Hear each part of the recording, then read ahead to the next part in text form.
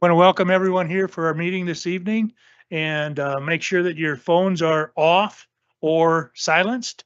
And please join me in the Pledge of Allegiance. Flag of the United States of America, to the republic for which it stands, one nation under God, indivisible, with liberty and justice for all.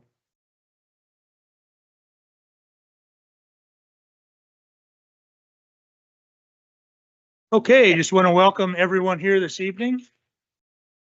And Patty, would you please call the roll? Here. Here. Here. Here. Now I'd ask the county commissioners, any financial conflict of interest. I have one with part 2 of claims, so I will abstain. My brother's on the Soil Conservation Board. I feel like I can still be impartial, but if you'd like me to step off, I guess just let me know. Yeah, I have no issue with that. Anyone else in the commission have any issues with that? No, Okay, Don, any conflicts of interest? have none. And I have none. I move to approve the agenda with the corrections with the deletion of item 8 and item 17. Any further discussion on them, Yeah. those two items? Yeah, I'll second that with the changes. I have motion by Wanda, second by Dan. All in favor? Aye. Aye. Opposed, nay. Motion carries. Now's the time of public comment. Public comment is a time for persons to address this body on any subject. No action may be taken on a matter raised under this item of the agenda until the matter itself has been specifically included on an agenda as an item upon which action will be taken. Each person has up to 3 minutes to speak. There shall be no personal attacks against the members of this body, county staff, individual, or organizations. The chair has the authority to enforce this policy. Failure to adhere to these rules may result in forfeiture of the remaining speaking time. Are there any public comments? Seeing, hearing none, public comment is closed.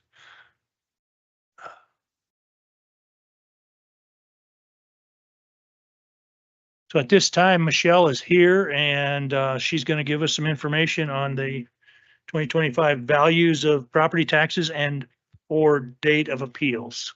Welcome.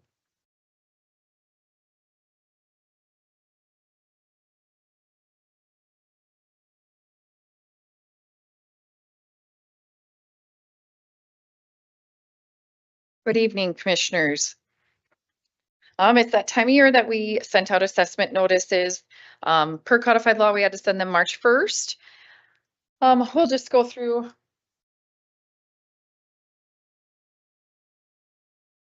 Assessment values are driven by the real estate market. Last year, we did see a steady market, so we had to raise assessments according to that, according to codified law. We have to follow codified law, administrative rules for South Dakota, USPAP, IAAO, and local and county regulations. Some important dates this year: assessment notices were mailed March 1st.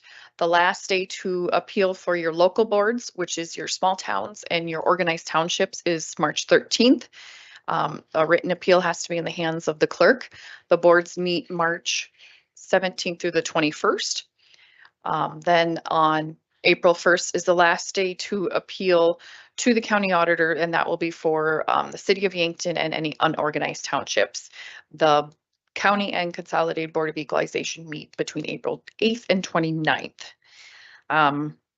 We were looking at, last year we had 35 appeals, so we held it in one day.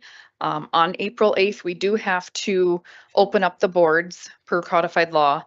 And then we were hoping to look at the week of April 14th through the 17th for appeals, whatever your schedule. One thing I had for the April 8th, we had spring workshop this year. So we might have to do a remote call to open tax board that day. Okay. Because we'll all be in Does Pier. it have to be day? Yes. would you be able to set up a Zoom call, or we'll just call in and open up boards and then set? I can dates? try. We got faith in you. You'll do great. Are you guys all going to Yeah. Yeah, that? I have I heard- I believe Ryan is going as well. I'm not, I just had a trial fall then in you there, could- so I so then you cannot, could be here. I can open it. You could Well, be, we have to have a quorum to open. And the city is aware of that day too, so We need a quorum to open it, so right, but we could zoom in Yeah, or call- call yeah. in. Or call in. would that work? Would that work, Rob, to open tax board? Okay. So what time? On the 8th? that's up to you guys. Do 10 it. o'clock. No, let's do it probably earlier because we'll have like Yeah. classes and stuff to do it. Could we Well, do- why don't you look at the schedule of the important things going on and then let me know? Cause I didn't bring my calendar, cause it has that schedule in it. Do we need? And to I set- can let Patty know Do we tomorrow. need to set that today, or you're just gonna, you'll get a time and email it out to us? Okay.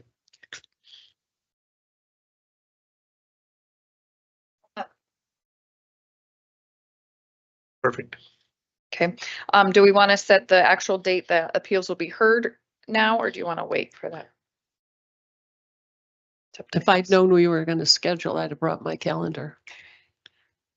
I think the sooner we schedule it, probably the better. We typically do it on the Friday, but that week, Friday is, Good Friday. About the 18th, Wanda. What? 18th work for you? Again, I didn't bring my calendar. I didn't know we were going to No. schedule. I So- can let Friday? you know tomorrow, So we can schedule that date. We can, but Yeah, if you it's don't Good want to do Friday. it, Okay. Oh, are we closed Good Friday? we don't Yep. know yet. we can Well, why don't we do schedule, it the next Friday? we can schedule that meeting at our next commission meeting. Okay, That way you could bring your calendar, look at your calendar, and then we'll know. Okay, Taxes, it's a big common misconception that tax burdens are directly proportionate to your values. South Dakota property tax is budget driven, not rate base driven. And state law generally limits the director's authority to increase their budgets. So currently, the allowed annual budget increase is 3% plus the growth factor to capture new development. So the tax levies adjust to meet the budgetary requirements of the taxing entities, and property assessments are adjusted to meet the market standard, which is required by law. Our primary objective in the equalization office is to have fair valuations of property. It ensures equitable distribution of property burdens between property owners. We also do some other areas of accountability. We do reappraisal projects. We physically review at least 1,000 parcels each year, try to be on a 10-year cycle, physically viewing all the properties. We follow up on all building permits in the town, in the cities, and in rural. This last year, we processed 1,054 transfers and then updated their property records and all the information accordingly. We did 107 splits and plats, and also processed all the exempt applications. Of the 1,054 transfers, 304 of those were good sales, which is what we can use to study the market. There are certain criteria for a sale that happens in order for us to be able to use it for our market studies. Now the interesting stuff, the numbers. County value is at 3,289,652,069 or 69. This past year, values did go up 11.32% across the board. And of course, these values are prior to any exemptions, tax rates, or board changes. 1.08% was growth. So the market changes are for 10.24% of that increase. And we, again, have to be according to where the state law says that we have to be at least 85% of market value. So you take your assessed value of a property that had sold and divide it by the sale price, and that will give you the percentage. And if we were lower than 85%, we had to increase. So across the county, we had to increase for that. The ag land is on productivity. So they had some changes on productivity factor. Crop went up 2.92% and grass soils went up 1.7%. This past year, there was an additional road district. So there's 19 road districts, and there's $161 million taken out of the secondary roads for those road districts for the budget. And for the public, just so you know, a road district, if they come to us and they meet the criteria, we have to approve them. We can't deny them. And that comes out of the secondary tax levy to the township. So you're aware. Of course, we also process any applications, merges, flood applications, disabled properties, disabled veterans, disabled paraplegic veterans. This past year, disabled veteran exemption went from $150,000 exempt off your assessed value to $200,000 exempt off your assessed value. This is a comparison of the past 5 years of values broken down by city, small town, organized, unorganized, and the total increase and the total value. So this past year, most of the value is in the city of Yankton, and then that's where you get your 11% increase total. Any questions on those numbers?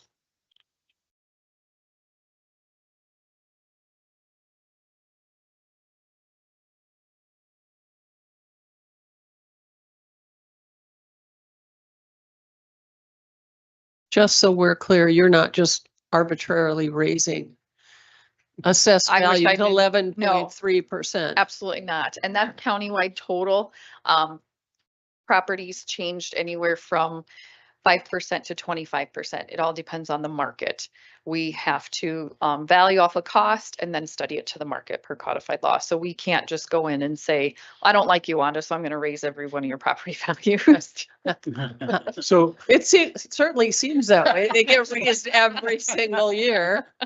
so the county actually has a software program that Michelle uses that goes by the square feet of the house, the square feet of the sheds, Yep, it's our all CAMA. that stuff. So they plug in the information into a program and the software system spits the information out that you're gonna see up here. Yep, and that's all regulated by state law and what we can use. The cost tables are studied to market for factors and things like that for Yeah. our location. We do have quite a few, well, there are counties that have more tax increment districts. We do have 3 more that were created this past year. Just so you guys know, those are the ones that are currently active. The county and local entities do get taxes off of the base, but any increment, which is after the base was established, goes towards that TIF or TID to pay off that loan. And they are active until paid off or 20 years. And to add to that is the county gets their regular tax basis off of the base. And that share still has to be split up amongst all the other tax levied Yeah. districts. So when you're looking at that, $120,729,887, that is the increment that the county is not basically collecting taxes on. Correct. A huge number. So if the county were, excuse me, if the county were able to collect taxes on that property, would the other property owners' taxes go down? Yep. It's sharing the tax burden. So they're sharing the tax burden with all the people that have the least money. And just so everyone is also aware is that probably 75% of those that are listed up there, the tax increment districts, they probably still would have happened even without the tax break. Yep. We've heard that, well, that those businesses aren't gonna come to Yankton unless we give them this break, but I'm guessing that 75% of them would have still been here. Is If they had- Paradigm on there? Mead, Is Yes. that what Mead is? 79-12. Why is the base on that one 0? Cause that was, The I'm city- sorry, what did you say? why is the base on the Mead tax increment district 0? At the time of the tax establishment, the city owned the property and they are exempt. So that's something that we should probably really be aware of if a nonprofit or a city owns it, and then it goes into a TIF like this, then the county collects 0, but yet we still have all the administrative costs to do that. So we're actually losing money on that one. So if you guys wonder why your taxes are so high, look at that right there. So, and I believe one of those out of the whole thing is ours, the rest are from the city. Yeah. So. Yep, Dakota Plains is the only one in the county. Distribution between towns, townships, organized, unorganized, just a nice little pie chart showing you where the value is sitting between all the different entities. So ag land is on productivity. It's been like that since 2010. This shows you, and I forgot to change the color, I apologize, that it doesn't show up very well up there. Red correlates with red, so that's the crop soils. What we're assessing at is the lower, the dark red, and what the market is bringing is the brighter red. So if productivity wasn't in effect and we were off of sales, ag properties would be significantly valued higher. The interesting point is the crop soils that sold, they were $10,000 an acre this past year, and the grass soils property that sold was $12,000 an acre. And what had happened was they had sold and then split it into other subdivisions. So it basically brought more money for those unused grass soils instead of ag productive. That's why that grass sale price is higher. Just some statistics on Beacon. We are still seeing great use on it, increased requests. It looks like the average request per visitor is slightly down, so our users are getting smarter and knowing where to go and what to find, but it's still increasing over the past year than it did previously. Our wonderful teeter-totter, how levies respond, about property values go up, levies go down. The budget can only increase by 3% and growth. And I did not include that in our PowerPoint, but I do have some bills in the legislature that are going to be up in committee tomorrow. I did include them on your desk if you want to take a look at them. They will drastically change a lot of the way we do everything. Department of Revenue has said that Senate Bill 191 is unconstitutional because it changes the way we're not being assessed fair and equal. It lessens one property class over the other. It'll cause a huge tax shift, not just in the way we assess, but also within the budgets and capping them. The way we calculate growth will drastically change if Senate Bill 216 goes through. If you add on a detached garage to your property, you'll be assessed for it, but it will not be counted as growth, which means you can increase the county's budget, which this year was just over 1 this past year. So that percentage will drop significantly. It has to be 40% of the property's value before we can count it as growth, which will change a lot of numbers. Michelle, and a lot of these changes will affect you and your staff and how you calculate, the properties. I mean, especially 191 and straightforward. But now I believe if they bought it before 2021, then you calculate the taxes totally different than Yeah. the neighbor who bought it in 2022. Yeah. Even if they're the exact same house. And now you're gonna have to, I mean, that's just gonna be a nightmare tracking all that. I'm not quite sure how we'll physically Yeah. do that. I did reach out to our software to see if we could That's 191 that you were talking on, to taking it back to pre-COVID values. Yeah. Then Bill 219 caps owner occupied values at 3%. Right now, we're all at market value, but I'm not sure how we are gonna physically do it.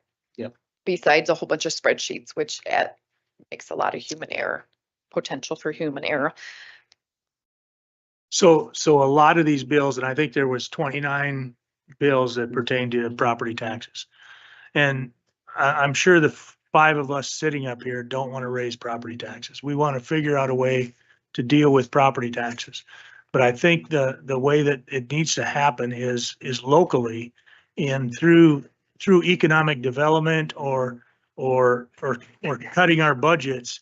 And the bills that are out in the legislature right now, I'm just afraid that somebody's gonna pass a bill out there that's gonna it's gonna ruin the budget for the county for 10 years or longer. If we allow all these bills to go through or get passed. And they could stack, we could have, our growth get cut with, 216, so you don't get any more growth, and then it's reduced to 2.5% with 1235. And then in addition to that, valuations go back to 2020 I think it's the whole reason we're having these tough conversations and why we gotta, if these do pass, which is a good likelihood, we're really gonna have to clamp down on. Well, and budgets. the thing of it is if our budget gets cut, guess where the cuts are gonna take place? Cuts are gonna take place on the safety of the county of the constituent of Yankton County, the roads in Yankton County, and the healthcare in Yankton County. That's where the cuts are gonna take place. So if you want to see What? two less state highway or deputy sheriffs, you want to see fewer roads getting repaired, and you want to see less healthcare going on, the ambulance service and things like that, then let's go ahead and pass all these bills. Hey, but we cut sales tax though. Yes, So and the county cannot charge sales tax by state codified law. So We function off of property taxes. yes, the only revenue source that Yankton County has is property tax. So I feel for everyone that, that went through the COVID years and their property taxes went up 10, 15%. The assessed value of your property went up 30%. And that's a good thing if you ever want to sell your property. And your property taxes went up 10 to 15%. And I feel for that. But guess what? We're past the COVID area and property taxes are not going up 15% anymore. Property taxes are going up 3 to 4% right now. So my train of thought is let's let this settle out. Obviously went through the roller coaster where with COVID and everything else and all these people moving in from California and New York and all these other places and buying houses in Yankton County because they wanted to be here. And they're paying an inordinate price for this property, which drives up the assessed value of your property. But at the same token, just like that teeter-totter says, the levy rate goes down.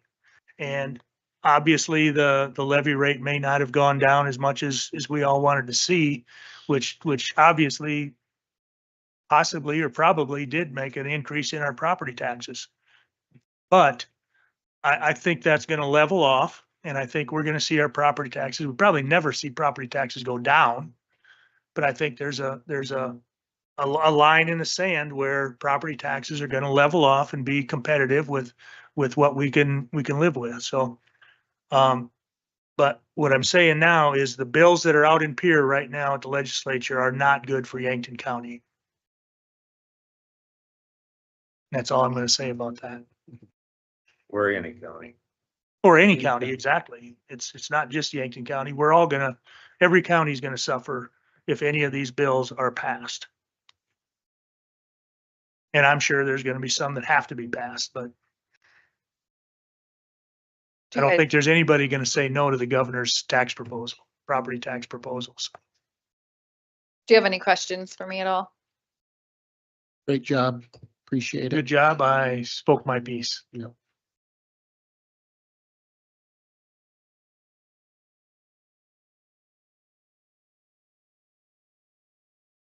Drive safe.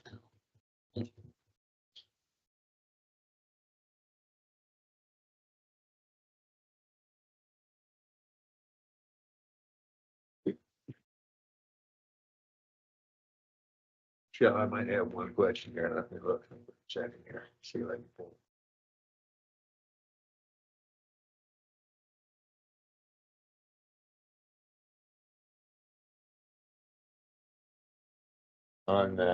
On your handout, property tax, who paid the tax?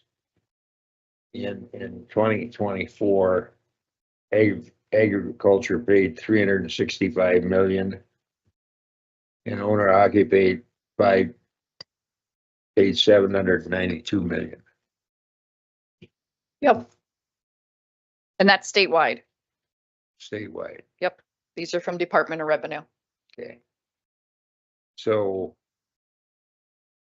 Irregardless, the point is, we gotta take care of both groups.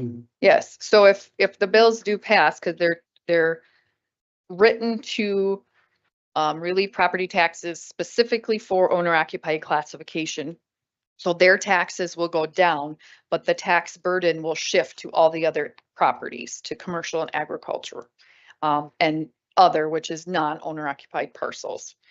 So it, you know, the county still has to collect some portion of sales tax, or excuse me, not property tax to function. So it's, you're lessening one, you're robbing Peter to pay Paul. Yep. As much as I don't like that, Bishop. Thank you. Thank you.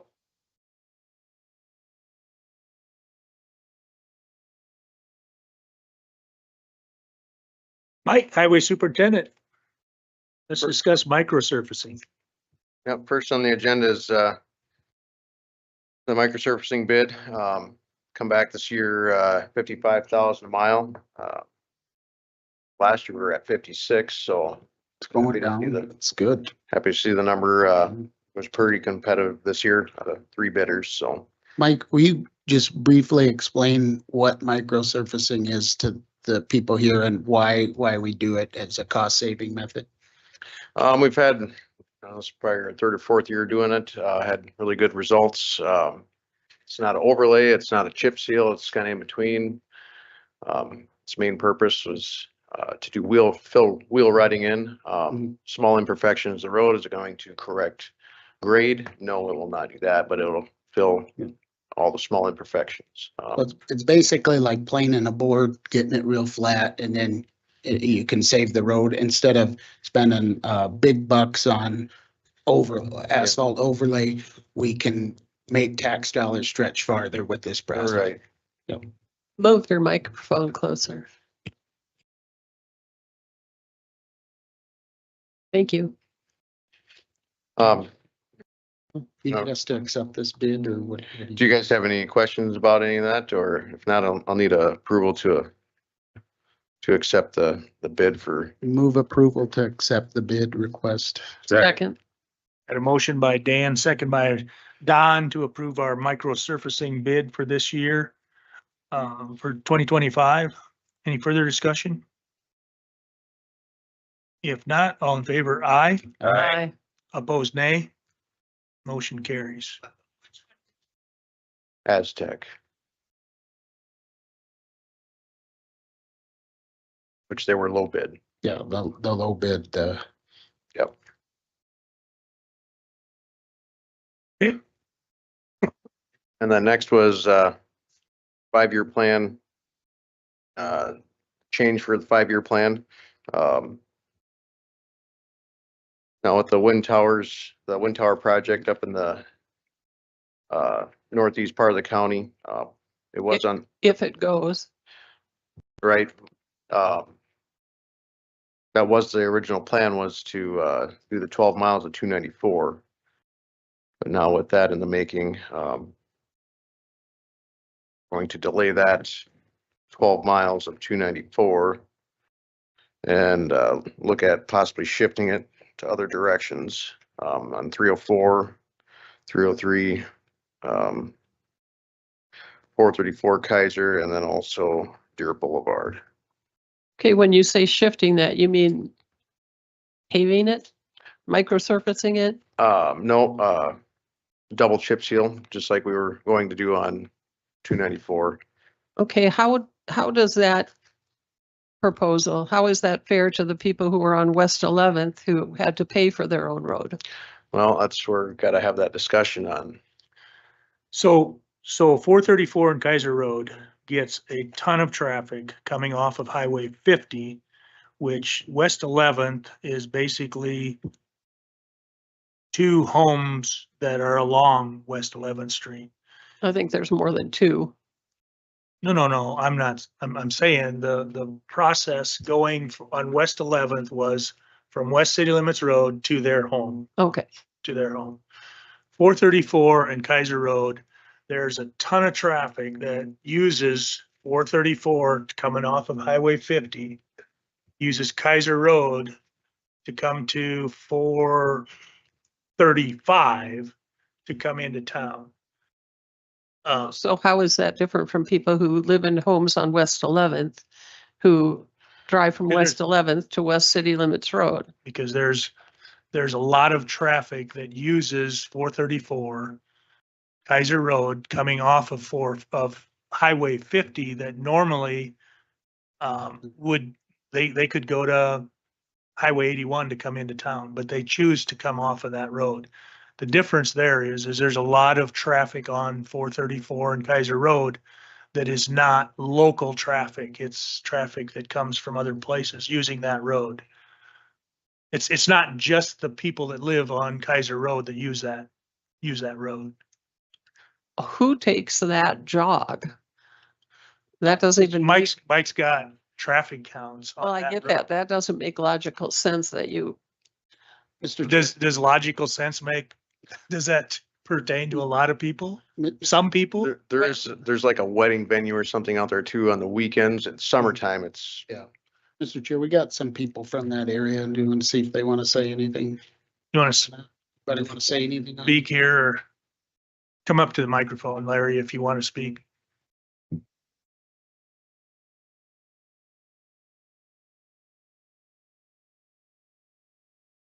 I'm Larry Leader. I live out there in Kaiser and have for 35 years. And we've been fighting it for 35 years. But anyway, the difference between now and then is at that point, there were probably 25 homes along that stretch. Now I physically counted them and there's 60 that have frontage on Kaiser and 434. Then if you go off to 310, you can pick up another. 310 is the one that goes west off of 434. So those all funnel onto there way more than, there's some that come off of 50 and that's a bad decision on their part because it's not a very good road. Why would you take it? But 310, it's a shortcut for them. So there's another 45 or 50 that come off of there. I just went a half mile up 310 the other day and physically counted and I picked up 30 of them in that half mile. And you can easily go another mile from there, get to the ball diamond and all that. Some of those come that way too.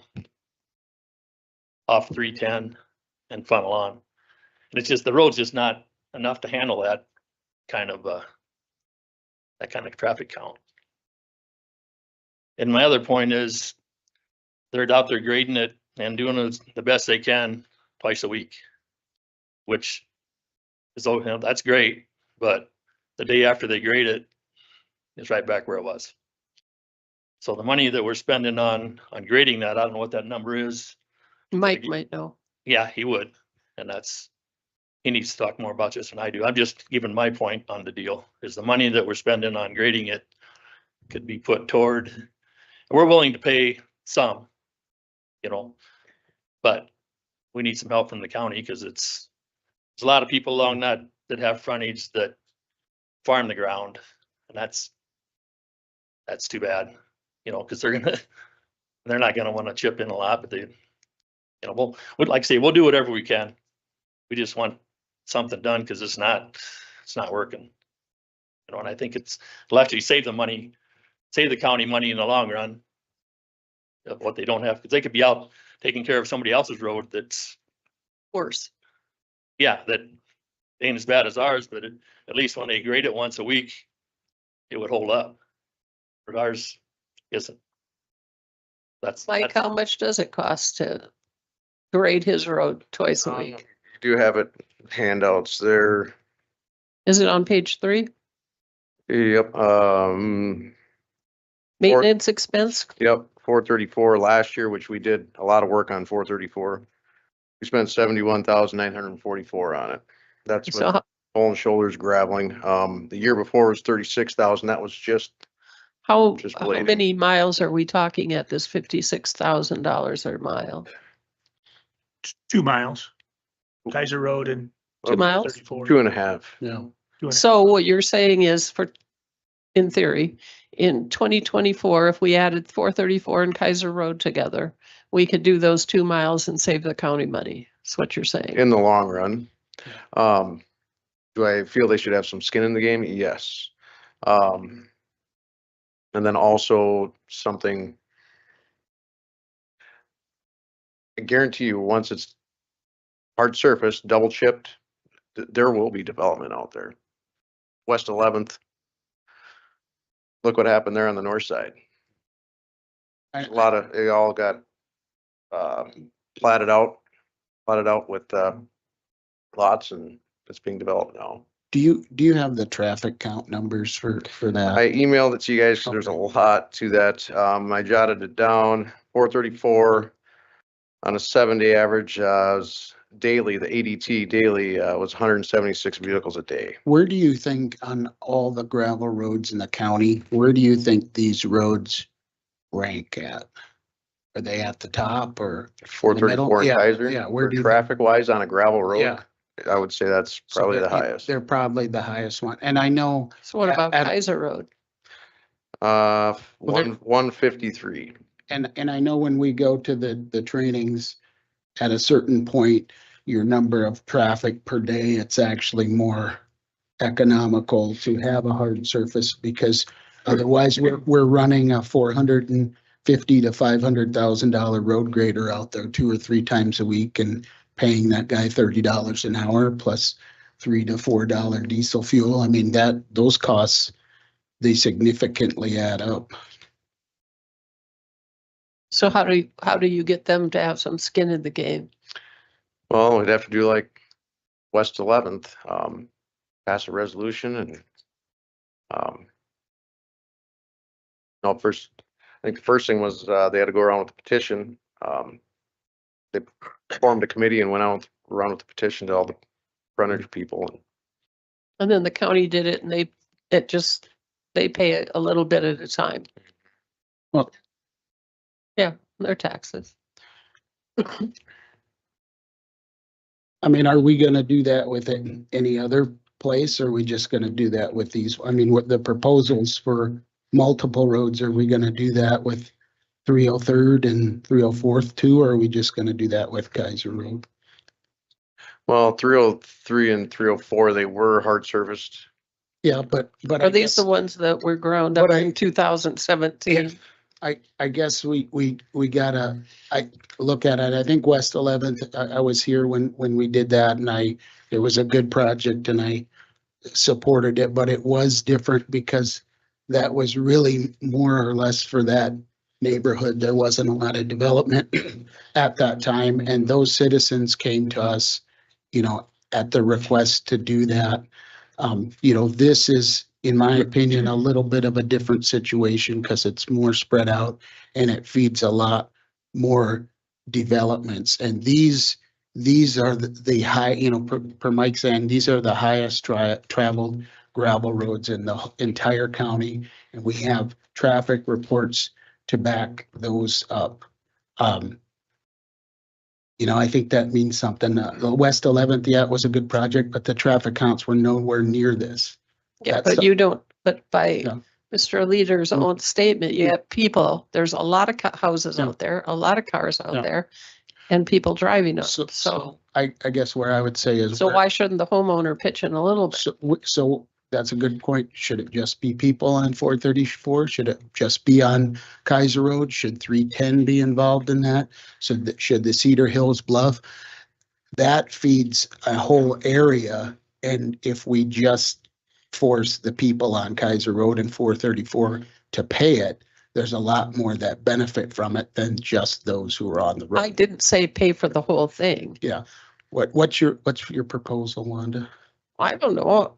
If it costs X number of dollars and, We you did, know, 25% of it divided amongst all the people that are landowners. my understanding, Wanda, is on West 11th.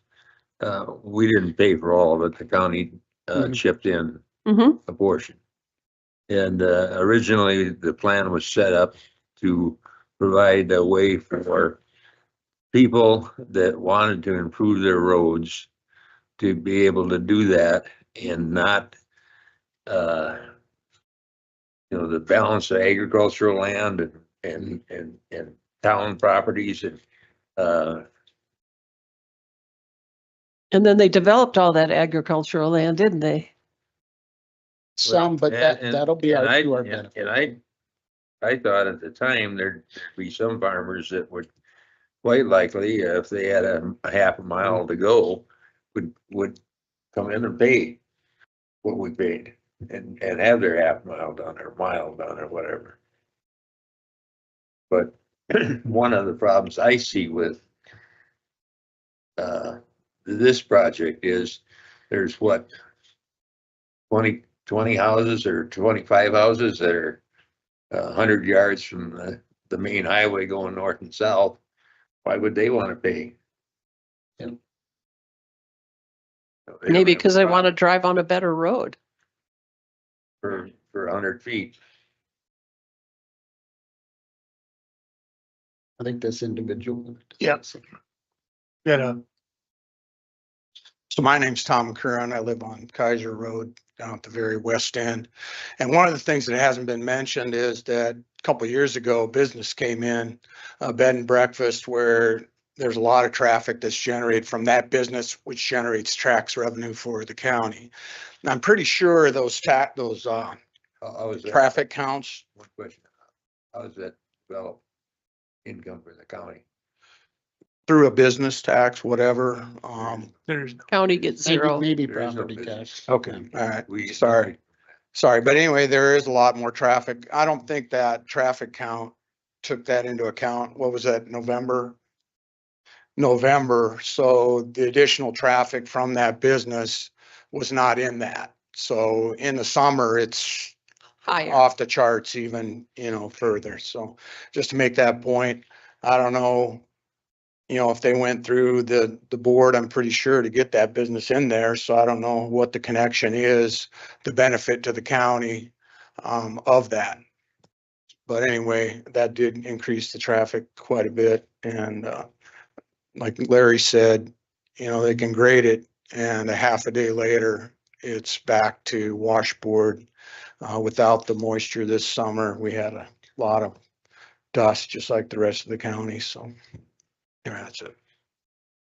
Thank you. Questions for me at all? not at this time.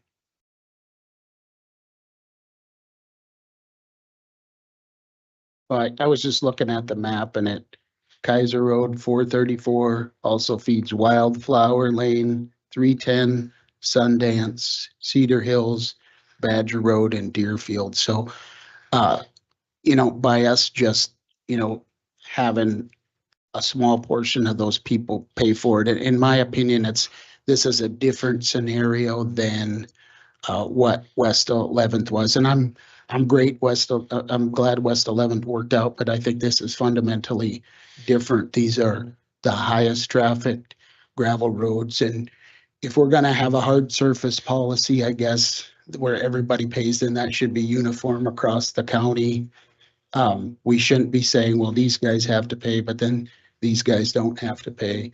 It should be fair. And we got to remember, we levied this tax for 294th Street, and we were going to do that.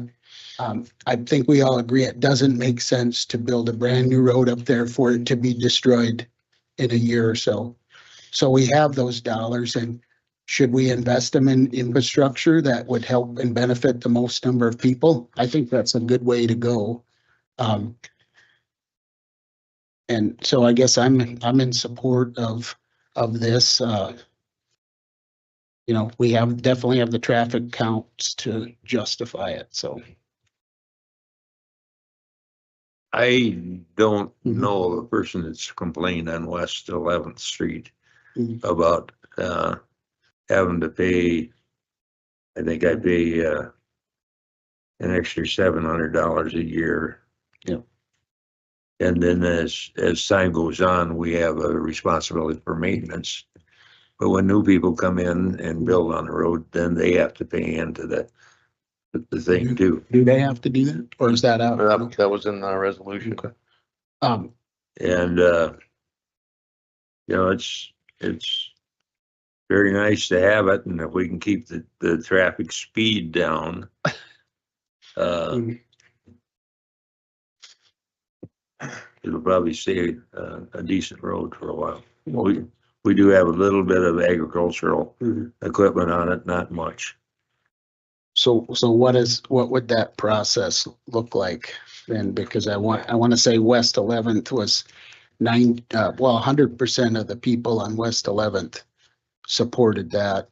You know, I doubt you're going to get that on a much bigger. I think Parcel two landowners Well, declined, I Yeah, think. well, yeah, so it wasn't. you might get more if it was a choice between dirt and Yeah. dust and gravel But, versus $700 a year. but. But To have a but are decent but are road. the people from Sundance Ridge No, wanna have their absolutely they won't. assessed We'll have it. value We- to use that road? That's where I feel the difference is between apples and oranges, Oh. West 11th and this project. Yeah. There's people that use this road that have no Skin in the game. skin in the game, but they're using that road because it's available to them.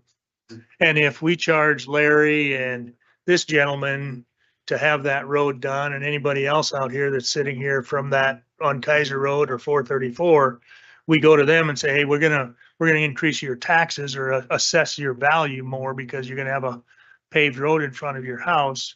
And the people that use it from Sundance Ridge and 310 aren't paying any assessed values to that.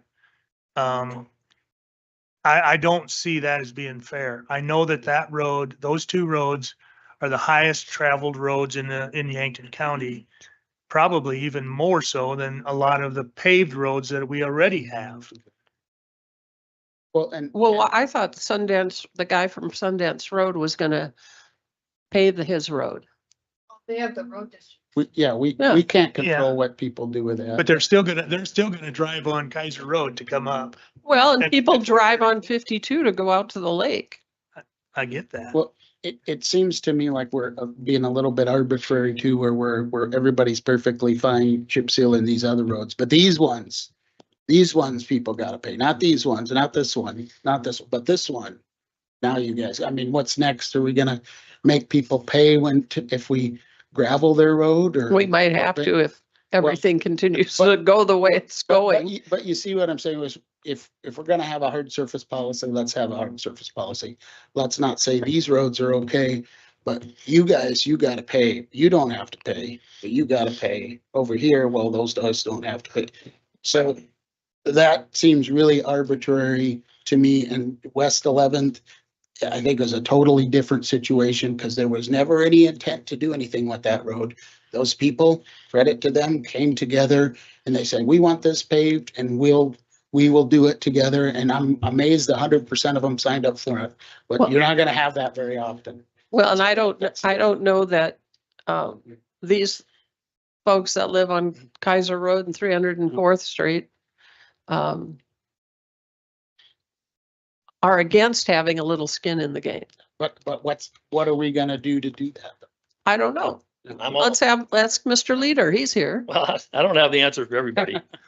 But I'm just saying, we're not afraid of a little skin in the game, but if you take that $70,000 that you spent last year and, that and mile. make it something else. You know, I'm not sure how you came about the percentage on West 11th, but take that 70,000 toward, takes 140,000 to double chip seal it, you're halfway there.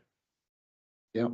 You know, and like, we're willing to put a little skin in the game. I'm not, I can't speak for everybody, but I'm pretty sure I can convince them because it's so bad that they'd be willing to make it better. But, you know, how you're gonna figure out that percentage, I don't know, but one way to do it would be take off what you already put in it. You know, you don't have to do that every year for that mile. Or per mile. Rob, do you? Well, I will give you my copy of the resolution if you want to see what they did on West 11th I Street. already have that. Okay. But Thank you. that is also at 90% and you won't get that here. We don't because know what we're gonna get until they go around and see. What percent would you be happy with then? They gotta get X percent. What would? I guess I don't know 0%? exactly how many houses abut the road. Well, I was told when we started this project, there's 80 mailboxes along that section of 434 and Kaiser Road. There's 60 that have frontage. Okay. I physically Counted drove them? it the other day and counted them. Okay, so So I'm just saying that one way to do it would be take off what you're putting in it anyway every year. That'd be a start. And then, you know, Have you talked to any of the other 59 mailboxes to see? probably 40 of them. Yeah. And of those 40, are they willing They're to? willing to do something, There you go. Rob, do you have? but whether it'll be 700 a year, I don't know that. Well, On West 11th, I doubt that you stuck $70,000 a year into West 11th No every way. year. Cause I, probably not, but Mike would know. But I mean, even if it was $250 a year, I'm pretty sure. So I'm pretty here's the sure- deal. everybody would be happy. So here's the deal. Larry says that he could probably get 60 of the people to put some skin in the game. No, he said What that, 40. what that skin is, we don't know at this point in time. We need to do the road to save $70,000 a year. So what we need to do is decide that we're gonna do the road tonight. And then it's up to Michelle probably, because we're gonna assess the taxes, the property taxes. That's how it's gonna be Patty, done, would you right? be involved? No, I was never involved before with the West 11, and I don't. It doesn't want to be involved now. So, I don't think with Michelle was either. well, I think that Michelle or Mike's gonna have to come up with a number and Michelle's gonna have to figure it out on the assessment. And that's the only way we're gonna get an even share of the 60 mailboxes that are out So- there. And I still don't even know that that's the proper way to do it because there's probably 100 other mailboxes that use that road. Well, and I get that. And there's probably people that drive to that wedding venue. Could I ask, And unfortunately, we don't get a sales tax and we don't get probably much of a bump from having a wedding Yes. venue. Would it be fair if we went to the evaluation, Michelle's valuation of property and set up, there are 80 houses on that road. Some of them are extremely nice, some of them aren't so nice. On West 11th, most of the houses are pretty new. Or pretty Half a nice. dozen or less or not. So you're talking about property total valuation. Perhaps, based on valuation, there could be makes it fair to Kaiser Road. And gives them it's not fair to send Larry out and say, you go out and see what kind of money you can raise without telling him what you need to raise. Well, he could ask them, what do you think would be fair? Would you do 200 a year? He could ask them. The I worst don't they can tell him is no. I don't think, I'm pretty sure Larry's heard no before. I don't think, I guess I find it troubling a little bit as like, why are only certain people being asked to do this, but other property owners aren't? If we're gonna ask 434 and Kaiser Road, we should be asking every other one of these people to do the same thing. Why is it not the same? Why are we treating? Is your people- road paved? Is your road paved? Is But the I'm road looking- that runs I'm past looking your at- new house, is it paved? I'm looking at this right here and we're proposing 1, 2, 3, 4, 5 different chip sealing, 5 different roads. But only a couple of them have to, we're only asking Kaiser and 434 to pay. We're not asking Deer Boulevard. We're not asking anybody on 304th. We're not asking anybody on 303, but these guys have to pay. And I'm wondering why. Deer Boulevard? Where are you Right seeing? here, that little, West 11th and the west end of Yeah. West 11th from West 11th to 314, that's Deer Boulevard. And I actually do have a developer that wants to pay for his share up front. Yeah. There you go. okay, but what about these other ones? They don't have to pay, but these guys do. Well, I'm asking. Maybe we why won't it's do exempt. theirs right away and maybe they'll want to pay. This is what our proposal is. And again, we had in the budget 12 miles of road that we're gonna do. Okay, and that's not gonna get done. It's already budgeted for. Okay, now where can we do the best good for the county and help the most citizens? That's how I look at it. I get that we can compare this to West 11. I don't think it's an accurate comparison because it's totally different. But we're gonna ask these guys, now you have to pay or you don't get a road, but these other guys, they don't have to pay and they're still gonna get a road. That's Maybe. not fair. And if we're gonna have a policy, we need to have a policy that's fair to everybody. This is fundamentally unfair. How many houses are there on that? The east-west road up north that you're gonna, was gonna do? Was it like 4 or 6? On the 12-mile stretch. 94. There's That's why, 4 that are right next to that. that's why it doesn't work for an area like that. Yeah, and I There's- agree with what you're saying, but we Because- still gotta be And fair. here's another thing to look at is if that road is hard surfaced, there is gonna be development going out there, more development, and we're gonna get more property taxes off of that property that's gonna be out there to help pay for that road. I- So under I that just, theory, then we shouldn't do, is it 303?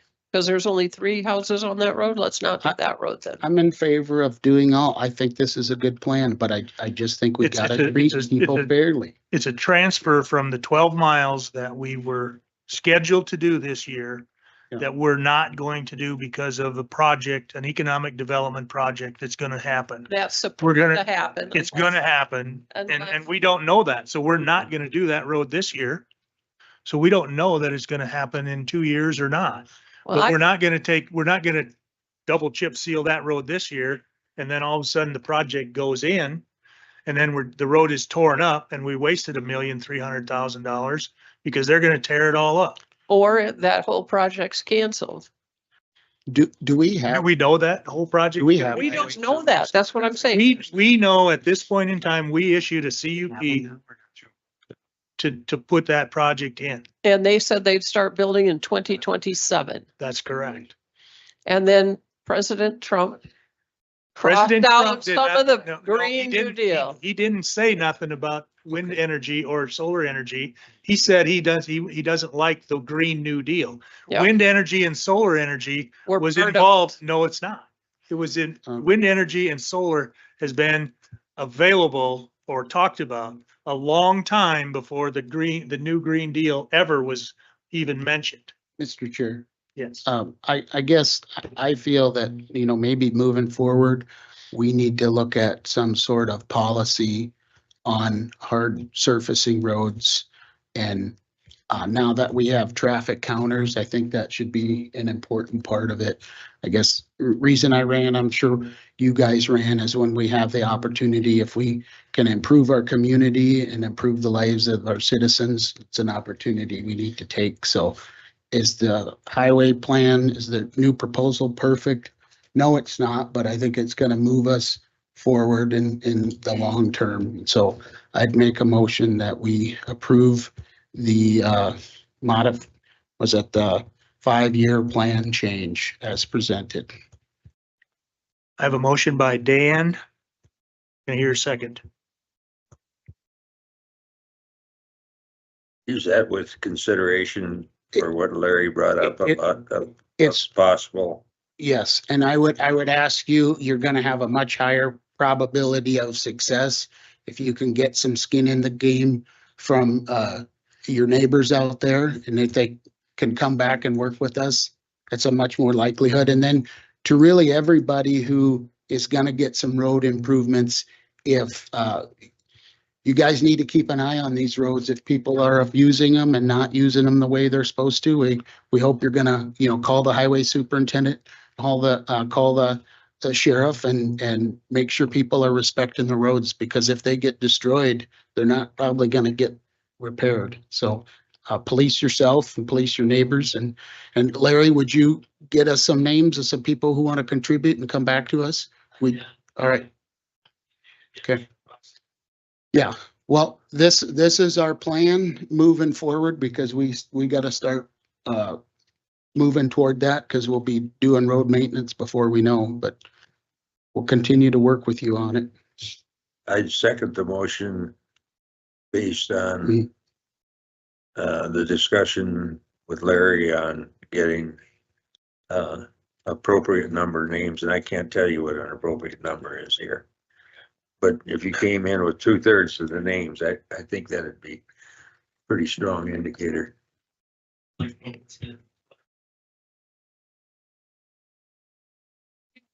Gonna have to need the value for her to see that and what you're gonna, Your mic's not on. I know you hate the mic. I get it. Well, and that would be the thing is is you the. almost have to know how many people Yeah. are in it before we can divide the dollar amount up. Well, yeah, but if he says he's talked to 40 and 40 people have agreed to do it, then take the valuations of those 40 people and the other 20 people and figure it out.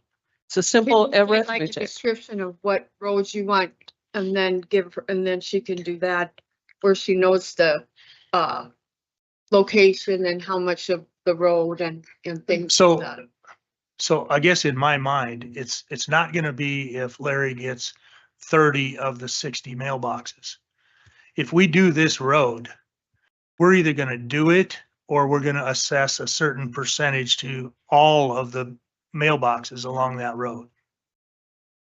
It doesn't matter if 30 of the people say, yes, I'll give an extra $150. Well, why don't the other 30 people have to do it? They're driving on the same road. Let me ask a question. Rob, can I understand do that? You can, because when we were doing it, I thought we had to have 100%. I don't remember it being 100%. I can't remember if it was the commission that set the percentage or who set the percentage of how many signatures. Do you remember, Rob?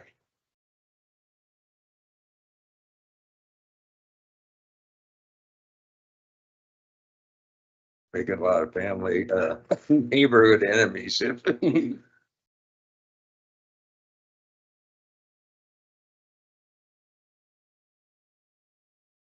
That don't have any what?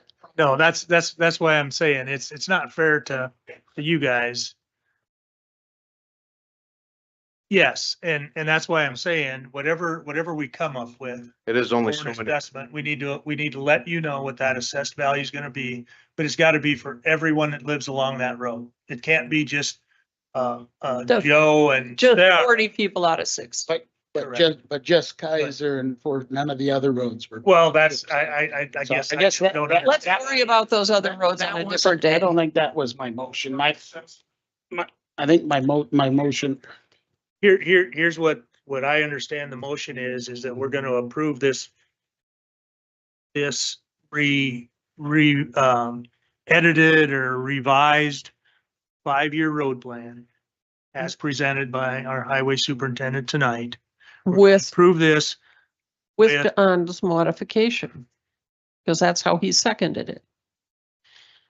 with, well, we're gonna do our best to get skin in the game from the area residents. correct. That- Is that good with you, Don? Yeah, I can live with that if they can live with it. Yeah. I just see that all the new houses there at the front. Are they gonna wanna be involved? Well, they're not gonna have a choice. They Yes. did. And what did they say?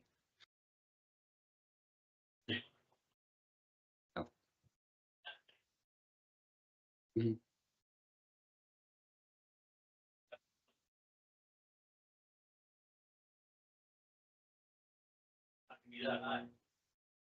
Correct. Yeah. Exactly. I get it. And it's probably better for your vehicle.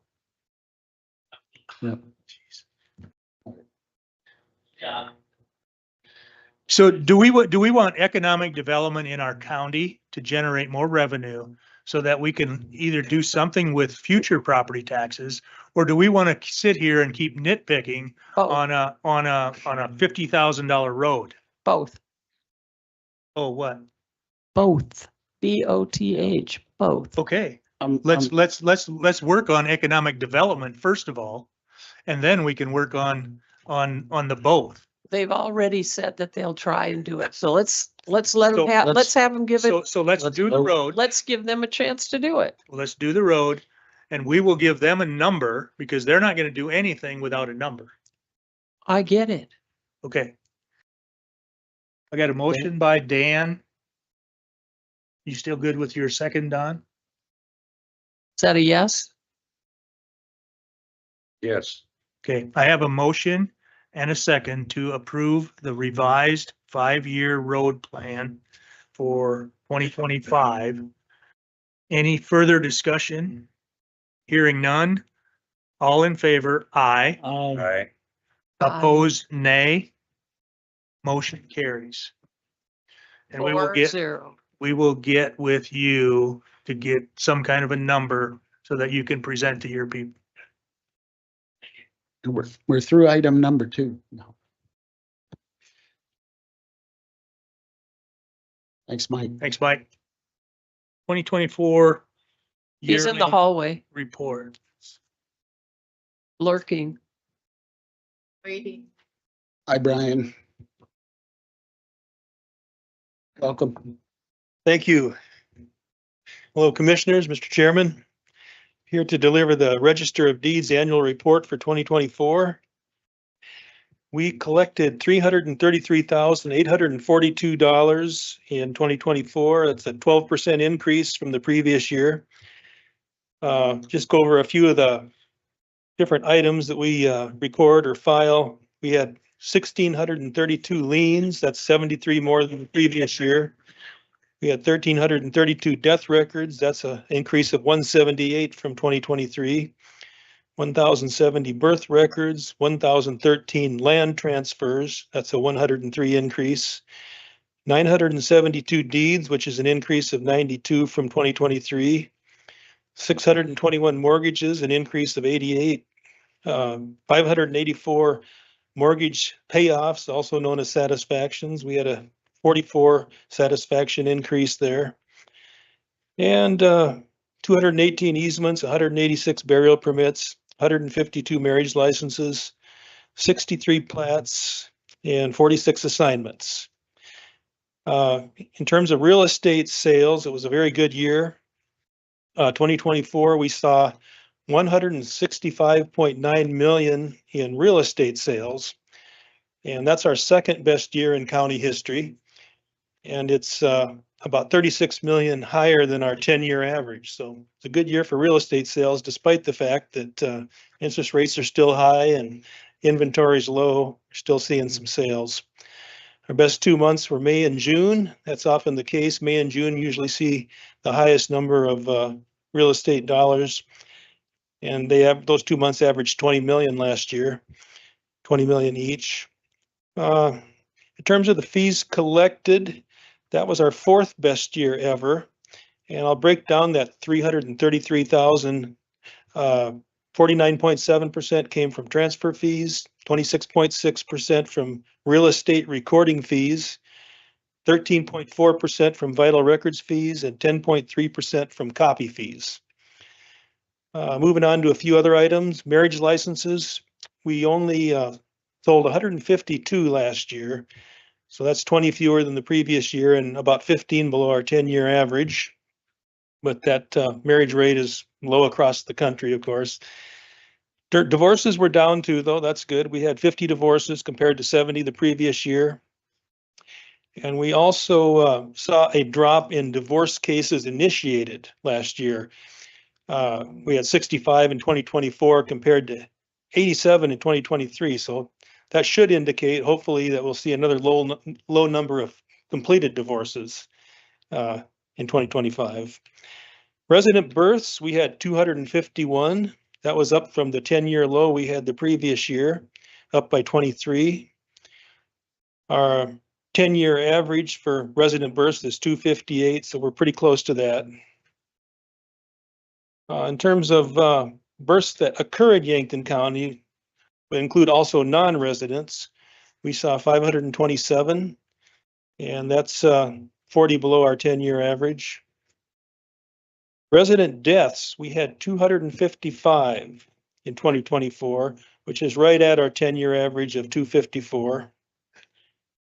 From 2000 to 2014, we averaged 4 resident deaths per year, and now for the last 10 years, we've averaged 5. So in terms of in-county deaths that include non-residents, we had 299. It's above the 10-year average. Our leading causes of death in 2024 were cancer and heart disease were number 1 and 2. They're always in the top 2, but normally that order is reversed. Normally heart disease is first and then cancer. It's the first time in 5 years that COVID-19 was not in our top 10 causes of death. We talk about county liens sometimes during my monthly updates. We had 1,463 in 2024, which is a 6-year high since we started tracking these. Quite a difference in the county lien cash totals from 2023 to 2024. We had 397,000 in county liens in 2023, 583,500 in 2024. Brian, on that, just, you know, so the citizens know the 583,538, those are those liens for, like, court-appointed attorneys, or what are those Right. for exactly? And the likelihood we'll get those paid, or? I'll get to that. Okay. It's not a promising number though. In terms of the general poor relief liens, we went up by 75,000 from 2023 to 2024. Okay. And in terms of the court-appointed legal counsels, we went up by 110,000 last year compared to the previous year. In terms of liens collected, Dan, which is what you were asking about, in 2023, we only collected 29,000. In 2024, we collected 81,867. That's good, but obviously still about 500,000 less than the lien totals that we expended. Just for the. If that was their own department, that would be one of the biggest things. And just so you guys are aware, a lot of these are services that we are required to provide, and then people don't pay their bill. So you guys all have to pay that. We wonder why your property taxes are so high. That's yet another reason right there. But that also includes medical. It does. Because It does. people seem to focus on the court-appointed fees, and they don't seem to focus on the medical and the burials and Those are big too. the medications. Yep. Thank you, Wanda. Yes. Yeah, it's more, but they're Obviously. both big numbers. They're both big numbers. Just for the heck of it, I added our auditor treasurer report, our January 31st balance for each of the last 10 years. And of course, as you know, Patty touched on this, I think at a meeting or two ago when she used the December 31st numbers, but these are the same thing. The COVID years, the COVID money coming in 2022, 2023, 2024, we were higher on January 31st. Now in 2025, we're kind of back to where we were prior to 2022. Yeah. Of course, the caveat is that 5.8 million probably isn't going to buy quite as much as it did in 2021. We know that too. So I don't know, hopefully with the health insurance savings, and the hiring freeze and some other things, hopefully we'll get that balance higher a year from now. That's all I have. Any questions? No, sir. Great report. I Brian. just think Thank you've done a great job, Thank you. Brian, and keep up the good work. I like all the detail. Yes, appreciate it. Thank you. Brian, are you gonna be in Monday and Tuesday? Yes, you bet. Patty and I'd like to meet with you sometime. Okay, you betcha. Yeah, you'll let me know. I'd move to go into Board of Adjustment. Motion by Wanda, Second. second by Dan to go into Board of Adjustment. All in favor, aye. Aye. Aye. Opposed, nay. Motion carries. We have two conditional use permits tonight. First one being applicants requesting a conditional use permit for an accessory building in moderate density residential district that exceeds the maximum aggregate square footage of 2,400 square feet per Article 7, Section 707, Article 18, Section 1805, Article 19, Section 1905. Applicant wishes to build an accessory structure that is 900 square feet and already has over the 2,400 square feet of accessory structures, 8,500 square feet. Said property is the east 689 and 7/10 feet of the northeast quarter, the southwest quarter of north of Highway 314, Section 4, Township 93 North, Range 56 west of the 5th Principal Meridian, Yankton County, South Dakota. E911 address is 4412 South Dakota Highway 314, and applicants here if there's any other questions. What are you gonna do with that big building? What was that? We're getting married. So Yeah. Mr. Chair, you want to open it up for public comment? Not for tools and like tractors with UTVs, things like that. So any public comment at this time on this CUP? I move approval. Second, Seeing none, I close public comment. I have a motion by Don, second by Wanda to approve the CUP for the Zimmermans. Any further discussion? Hearing none. All in favor, say aye. aye. Opposed, nay. Motion carries. Second conditional use permit, applicants requesting conditional use permit for fireworks sales in the Lakeside Commercial District per Article 11, Section 1109, Article 18, Section 1805, and Article 19, Section 1905. Property is legally described as Lot 1, Houston's Addition in the Section 16, Township 93 North, Range 56 West of the 5th Principal Meridian, Yankton County, South Dakota. E911 address is 4210 West A Street, Yankton, South Dakota. An applicant is here if you have any other questions.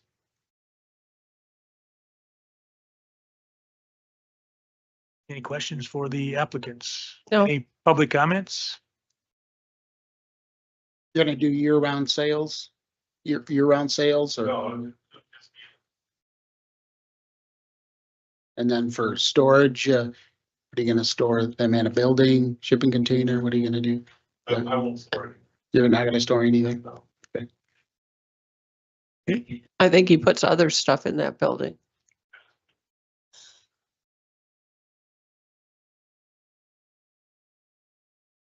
I'd move approval. The motion by Wanda, Second. second by Don. Any further discussion? Hearing none. All in favor, aye. Aye. Right. Opposed, nay. Motion carries. Thanks a lot. Gary, I'd move to go back into regular session. we don't have fireworks. As Got a motion by Wanda, second by Don to move back into regular session. All in favor, aye. Aye. Mr. Chair, just a kind of an admin note here. I think we should task the planning commission. I think we need to add fireworks sales under section 1107 of conditional uses for lakeside commercial. We got a ton of them out there. I know it was discussed, I think, pre-COVID, and it just never happened, but I think that there's enough fireworks out there. It happens enough. It should be a listed use under the conditional use process as opposed to unclassified, unlisted use, be my recommendation. So, Okay, first of all, you want to Yep. vote on the Yep. move back into regular session? I Okay. Opposed, nay? Motion carries. Okay, now, would you want to be the lead that up to the planning commission. to I do could that. write something up and share it with Don and have him propose it. It should be an easy fix, but Okay. Okay, back in the regular session. Let's skip down to, because I think the sheriff went out in the hallway. Okay, Unless, we are take they a gonna 5-minute call in break or do we they call can- them? we'll take a, Call them. Oh, okay. You got a number? you want a 5-minute break? I'll take a 5-minute break. But I think the sheriff's out having an interview.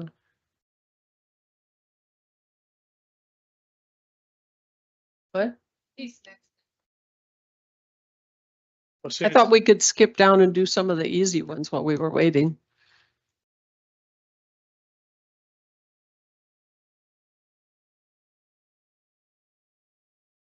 Because we're right on time. No, we're not. I know.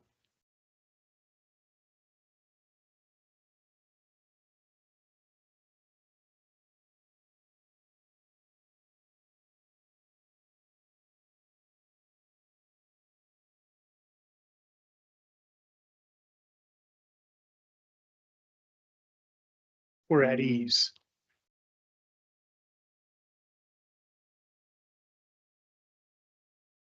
I heard that several times in the legislative sessions. At ease. At ease, yeah, they go into at ease because certain groups have to talk about certain things. The military, Sheriff.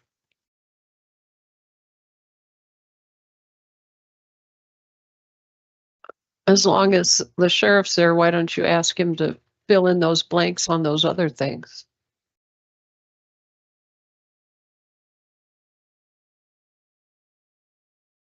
Those blanks on what other things? Oh, On those things. I mean, he doesn't have to do it right this second, but take them a, on there. yeah, whoever. no, Wanda wants to know this. No, we could put them, unless he knows them, I guess. what No. We're making now. Right? I'm suggesting we not sign them today until we have that information. Information, correct. That's not what Patty's saying. Patty's saying, we're gonna do it anyway. No. That's what I was She- hearing. No, she said she can fill in that. Oh, amount. okay. Yeah.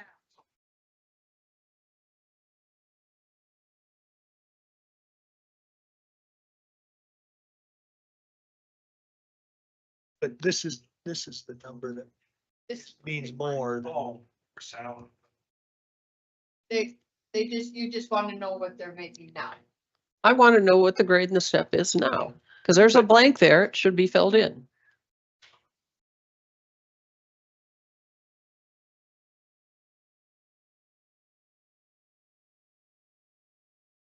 I move to go back on the record now that Mr. Clemish is back. Okay. No, we just went at ease. Oh, we went at ease. Sorry, my bad. I'm back. I got my. I don't know what the Okay, opposite of so at ease now we're gonna is. get Tegra on the, What? Attention, Attention, okay. attention, parade, rest. At ease. yep. that Rest. number. Don knows these. Rest, but you can't move anything. That's right. You go zero one. People got pretty creative. Your micro. Hi, this is John Markward in Yankton County Commission. We can hear you. And who do we got here? Tyler, okay. Oh, there we go. Okay, Tyler. We're here to, for your request, our request for proposal to Juvenile Detention Center. And you're gonna shed some light on where we're at and what is our next move. Absolutely. So, and appreciate you letting me call in. The road did not agree with me getting down there today. But this is really just a procedural step in this process. We've been working really well with Sheriff Chrissy already and getting a committee put together that will help in the selection process. That process is outlined in both of these requests for proposals or RFPs. So what we're asking for is to have each of these published by the county. The architecture team, we'd like that one published first. That's architecture and engineers, or AE. You might see in the document too. That one will be published a week. And then a week later, the contractor will be published. That's the CMAR, or construction manager at risk. And we've got deadlines outlined in the proposals. We've already got meeting time set up for the actual interviews once those proposals come in. But again, this is really just a procedural thing to get those proposals out on the street so we can start talking to architecture firms and contractors to let them know it's out there, and start getting proposals back to the committee to review. Right, and I believe the meetings that our committees have set up is April. First and eighth. Yep, April 1st and April 8th are what we're Yes. hoping to do. Okay. You want me to And tell? ultimately, the goal here is to just select the best team for Yankton County, and then get that team together and start working on the first step that we outlined in our proposal. And those decisions will be made in the meetings, is that correct? You're gonna have a list of put together, and then we'll select them and move forward from there. Yes, exactly. So we'll assemble those. Once we get those RFPs, we'll get the group together. They'll interview those firms. We like to keep it to 3 to 4 at the most, just because it makes that decision process easier. Again, that's all negotiable too, though, with you as the group, as the committee. But we'll get those decisions made in that meeting, and then once that group does their work, that first step will be complete once they present their findings to you as a commission, sometime looking at June, July. Okay. Are there any other questions from the committee? Do you want me to say who's all on the? Yeah, Preston can name the committee members. Yeah, so what I decided to do is strategically pick some people that are in the community that work in different departments that would give us a good indication of what we need when looking at a facility to be added on. So Stephen Luke, my jail administrator, is going to be part of that committee. Chair John Markwart's also going to be on the committee. I did have Dr. Kindle, because we're going to have to worry about the school portion of it for the juveniles. Dr. Tom Standage is also on there. I thought he'd be a good one with the core center being built and the mental health for children. And then Amy Leon with the city manager to be on there, with also Chief Jason Foote, since the Yankton Police Department does have a lot of interaction with the juveniles. And then lastly was Alec Martin with the State's Attorney's Office, because he does deal with the juvenile detention stuff. So he knows about it too. So we didn't just tell him he was going to be on it. Yeah, surprise. Yeah. Okay. Are there any questions from the commission as far as for Tyler to, do you have any questions on where we're headed, what else is going on, or anything like that? I think Tyler explained it pretty well as far as where we're at right now in this process. But if there's any questions, now would be the time to ask. I just want to clarify, my understanding is that this point in time, the only thing we've obligated ourselves to is a $25,000 fee. And we're not going to obligate ourselves to any other fees until it comes back here for approval. Is that correct? I would clarify that a little bit. As part of this proposal process, each firm, everyone will submit a price proposal that we'll get, and they'll break out their services based on each step. Typically, we see that early step. I believe we estimated when we were last down there with you, we're thinking, around 50,000 total for this first stage, which would take you, that would include, with Tegra plus an architecture firm plus a contractor, just to do that initial concept work.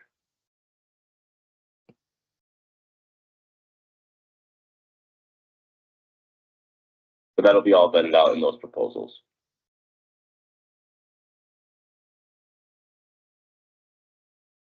I believe that's what we approved is 50,000. Yep. But it's in two separate steps, Yeah. isn't it? I thought it was not to exceed that. Exactly. I thought it was not to exceed that amount, but that's where I'm at. You know, and the reality is the cost of something like this, given our budgetary constraints, is, you know, very likely our only option is gonna be a bond. And so, if we decide to do that, we will have to sell that to the constituents as, and, you know, my preference would be to put it up for a vote, and, you know, the voters and taxpayers can decide if this is something we need or not, but you know, for that That would price, be up to the voters, won't it, Rob? yeah. I mean, if they approve it and they have to petition it. Well, from what I We should do a understand, resolution to do it, but if there's a petition out to do a referendum. Well, Yes, don't we have options? We could do it where it automatically goes to a vote, or we could do it and the voters petition it. yes. And I guess my preference is, I know we're getting ahead of ourselves, but I'd like to see it go to the citizens. You know, so I think if this is something we want to move forward with, we need to, you know, tell them, hey, this is good for the community and these reasons. And just looking at the numbers, I mean, if we keep getting juveniles at the rate we are, it'll probably pay for itself pretty quick. Yeah. I think to ease your mind a little bit, in last year, the budget for the juvenile detention holds was like $369,000. And we were just under $300,000. But when I took over, when they started raising the rates, I had to increase that budget Yeah. line. So I think it's safe to say that, you know, yeah, we didn't quite hit the budget last year. So there's a little bit of the 50,000 is more justifiable right now. This year, we might not even have that. That doesn't cover transportation. Yeah, and in the study, we do they'll do the study with the transportation. Department of Corrections does reimburse us for juvenile transports, but at a cost. You know, when you wake up a retired person that's transporting and helping the county out at 2 o'clock in the morning, sometimes isn't justifiable, you know, for them. But so there is a reimbursement through the DOC, but it's not anything. Surprised that didn't get cut this year. Don't say that. Yeah. Strike that. Yeah. on the record. Yeah. Okay, anything else for Tyler? Tyler, if you want to, Preston's gonna give us a little bit more information here. If you want to stay on the line, if not, you're free to go. Alrighty, thank you. Let me know if you need anything else. Okay, Yep, bye. bye.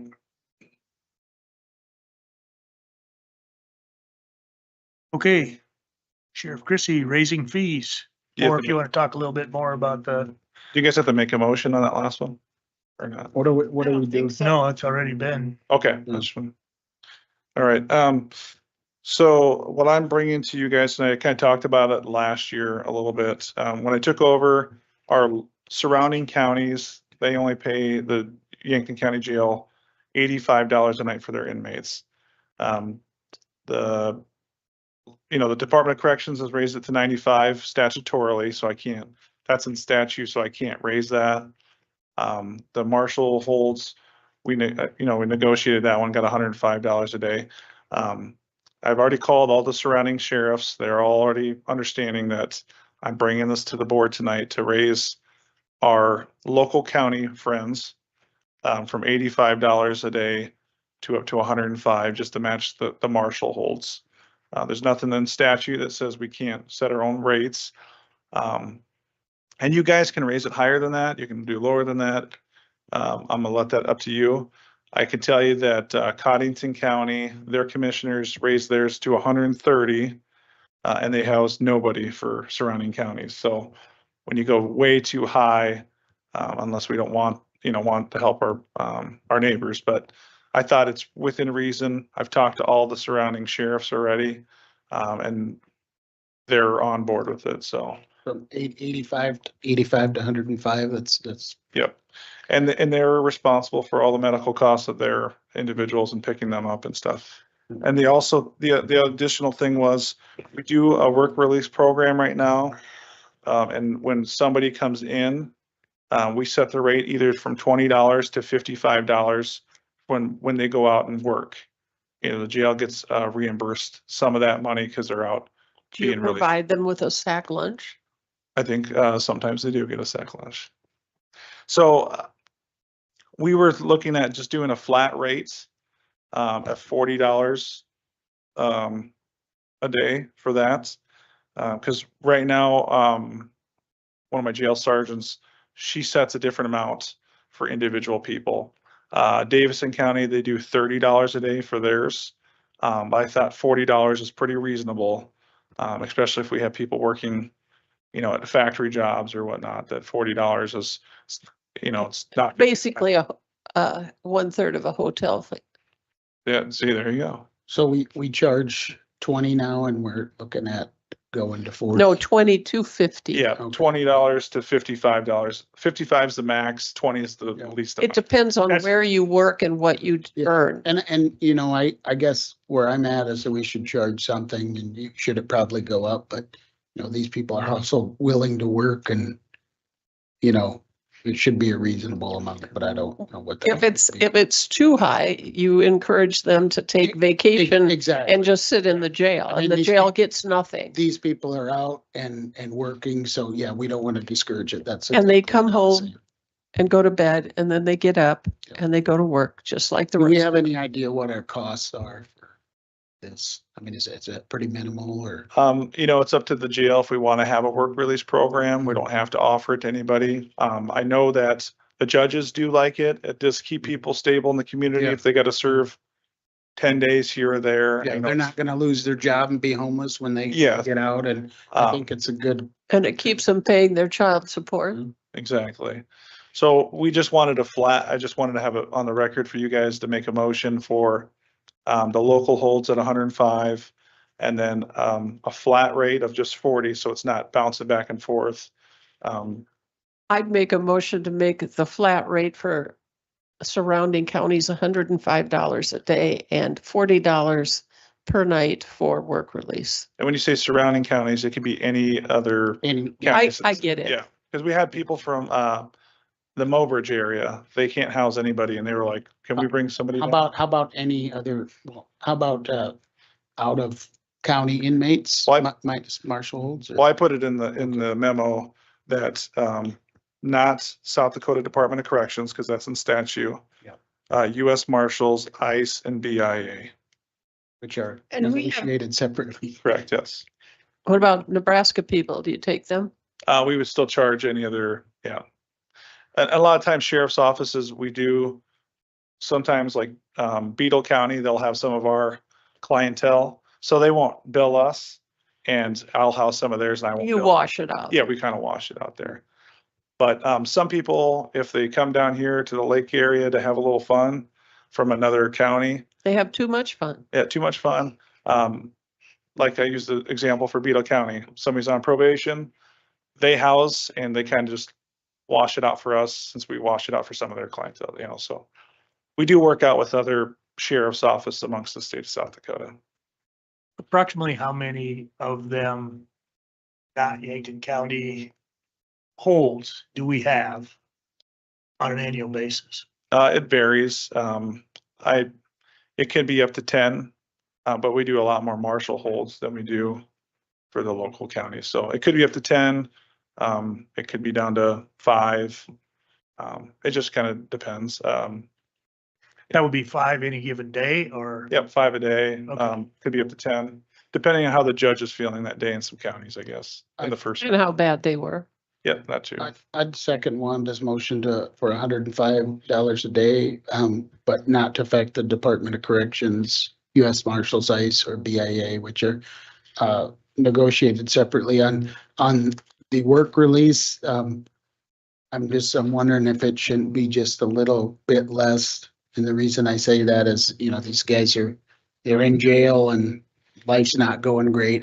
That's why I wanted to know what our actual costs are, if it could be. The ones that Yeah. really life is not going well, Yeah. don't have a job. Well, yeah, I know, and yeah, $40, I could probably live with that, but you know, is our cost more than that? Or our costs less than that? We, like you had said earlier, we don't want to discourage these guys from maintaining their job and their employment. Yeah, maybe they, Some of them want to get out to look for work well, yeah. and then they don't really look for work. And I will say that we don't have a lot of people on work release. And I would agree with For the Wanda. most part. Yes, But that's recorded. that is on the record, yes. That's twice Note that, now. Patty, That's note that. twice now. He said something nice to me like. Note 2 that in the meetings minutes ago. with an ask. I have a motion by Wanda, second by Dan. Yeah, I'll second it. Any further discussion? Hearing none. All in favor, aye. Aye. Opposed, nay. Motion carries. Thank you very much. How are the roads? They're getting bad. So the meeting's getting a John little needs to longer. pick up the pace. Yeah, John, better pick it up. Now it's Judy. want And me there's to- can someone call Dennis? Soil conservation. You want me to call my brother? You're dialing Judy. Yeah. You want to call Dennis?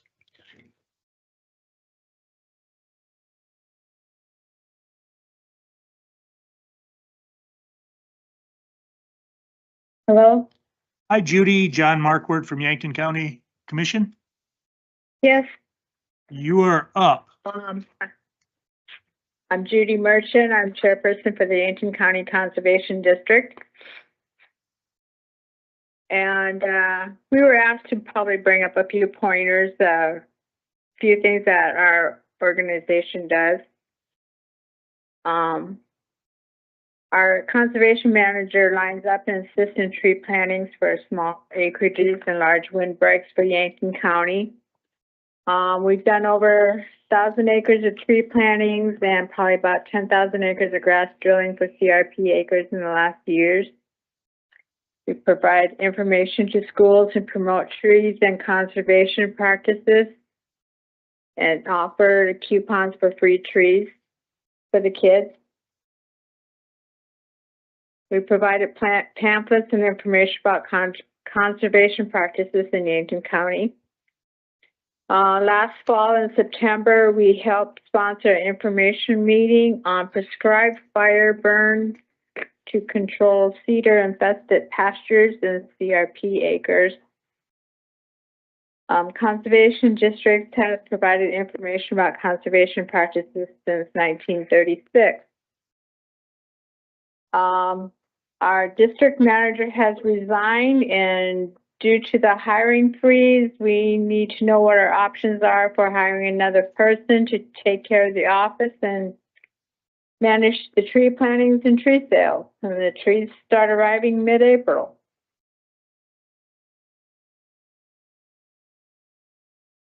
Have the trees been ordered yet for this year? Yes. How many trees would you say that you have been ordered? Best guess. Uh,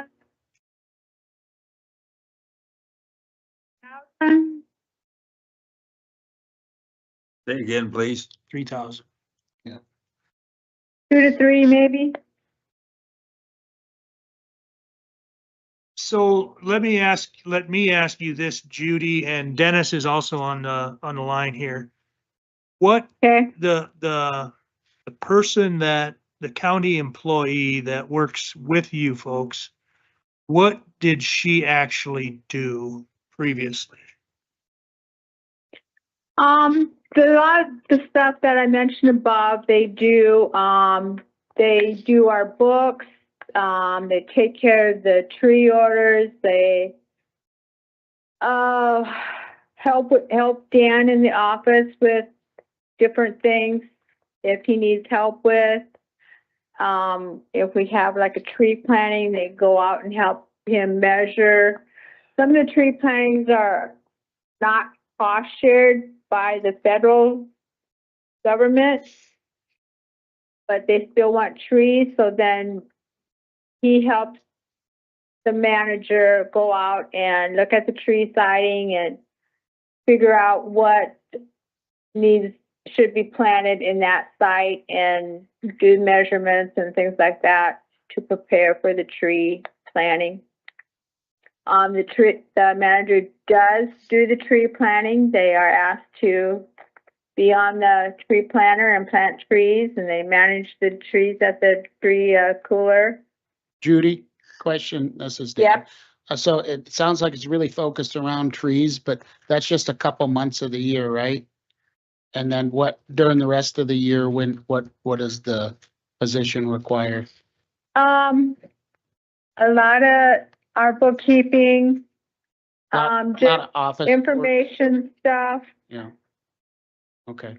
So are you guys looking for a new full-time person or do you think there would be another situation? I think we can get by with a part-time person. Okay. And with our hiring freeze, at least my position, I can't speak for the rest of the commission, but I think hiring any additional employees is not something I want to do, but would you guys, with other organizations, we provide an amount of funding and then you guys are able to fund that position with, it sounds like it's a lot of part-time work. Would you be acceptable to something along those lines where we won't refill this position, but we would provide you maybe with some financial support and then you could hire your own manager to do this? That would be acceptable. Okay. Did you have a number in mind?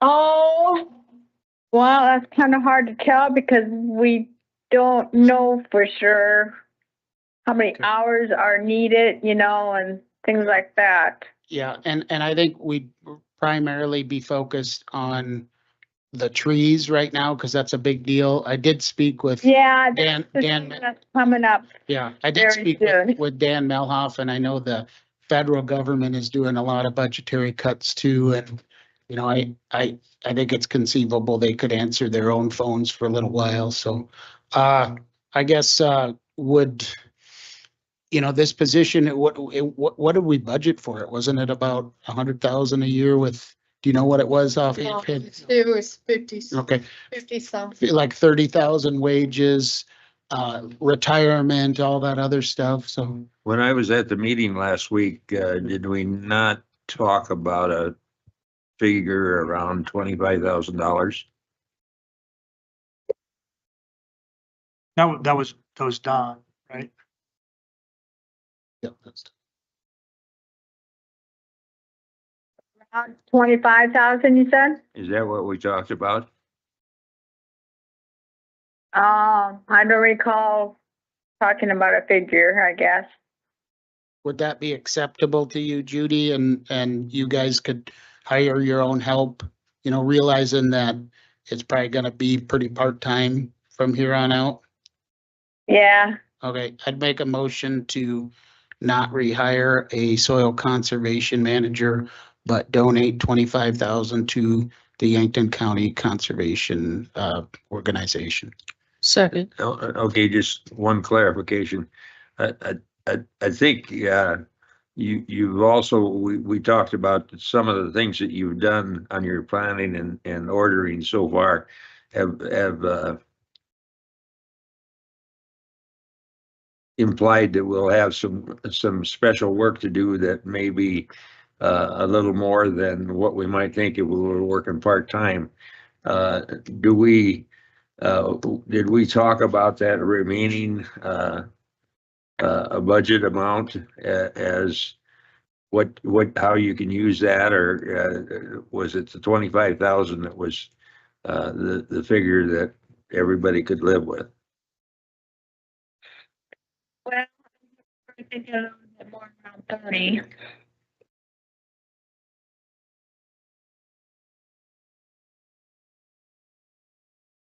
I'd be fine with that. If that's what they'd be happy with, I could amend my motion to go. We're still saving a lot of money versus a full-time employee. $30,000.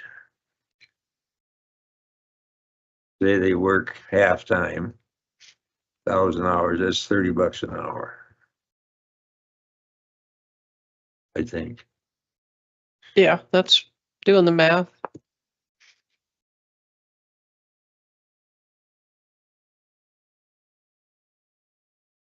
I don't mean to shortchange anything here, but my biggest question is, other than 2 or 3 months out of the year during the tree sales and planting season, That's the busy time.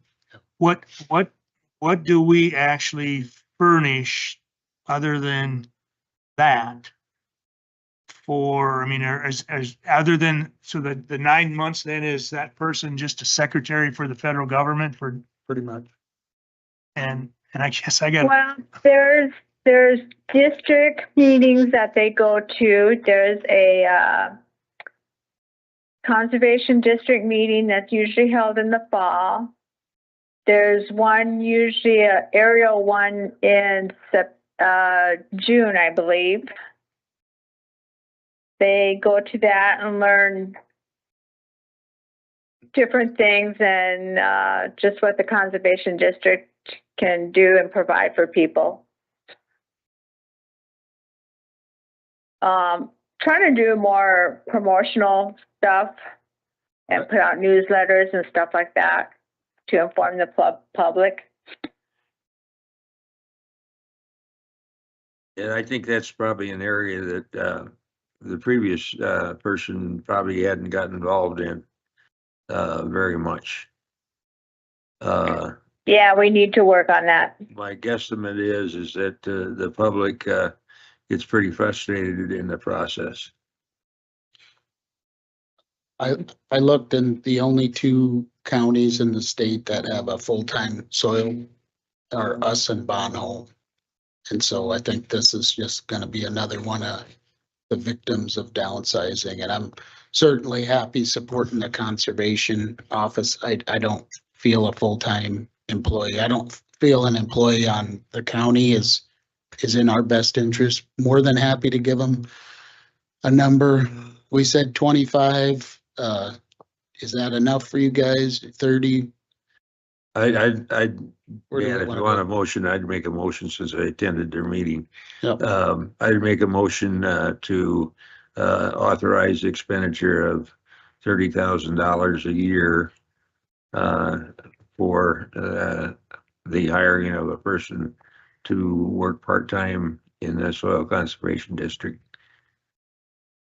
and that would be an employee of the Yankton County Soil Conservation. No, they would, Yeah, they've hired. No, right, they would not be a Well- Yankton County employee, they would be How an about- employee of the I conservation. guess, We would contribute $30,000 to them to hire who they wanted. well, how about we just, I'm fine with the 30,000. We say this is your allocation and you spend it as you see fit. I don't think we should tell them they gotta hire a part-time or full-time. I say this is our contribution and The end. you kind of figure it out, because that's what we. And that's what I Yeah, guess. and I'm I want an annual accountability from them that how it was spent, Yeah. what it was used for. Yes, Elon. Yep, and they'll need to come in annually at budgeting time to request that as well, so. And I would second Don's motion for the allocation to the Conservation Board of 30,000. We have a motion by Don, second by Dan, to allocate $30,000 to the Yankton County Conservation Board. And Further discussion now, I just want you to understand that, like Dan mentioned, that you will be required to annually come in and request any future funding and make a Report. report to the expenditures that we are providing to you. Is that Yep, correct? and we will not be hiring a person to fill this. All of that is on them at this point, so. And I don't remember how you paid your bills. Do you pay them personally there at the soil conservation? Or do you send them? Yes, we have Dad electric and water. And we run the, take care of the tree cooler. We got machinery and stuff that we need to, maintain. I don't think that was the answer to the. Yeah, that isn't the question I asked. What I'm trying to get at is, if we're putting this 30 grand in going forward, we're not paying any more checks out of the county, for. That's not a Yeah. question, that's Yeah. a statement. Well, yeah, I don't think I didn't see many checks come through. They have their own organization. They pay it out. We just paid payroll and that was it. Yeah. So, but I agree with Dunn. There is a budget for supplies, but I don't think it is hardly used Yeah. this year. Not, I think not the anymore only thing under that was this really plan. used was maybe some meals and traveling expenses. It's eliminated. Yeah. That's gotta Yeah, be we paid out of understand the that. 30. Okay, Vote. and a motion and a second. Any further discussion? All in favor, aye. Aye. Opposed, nay. Motion carries. Thanks for your time, Judy and Dennis. Thank you. Good luck on planning.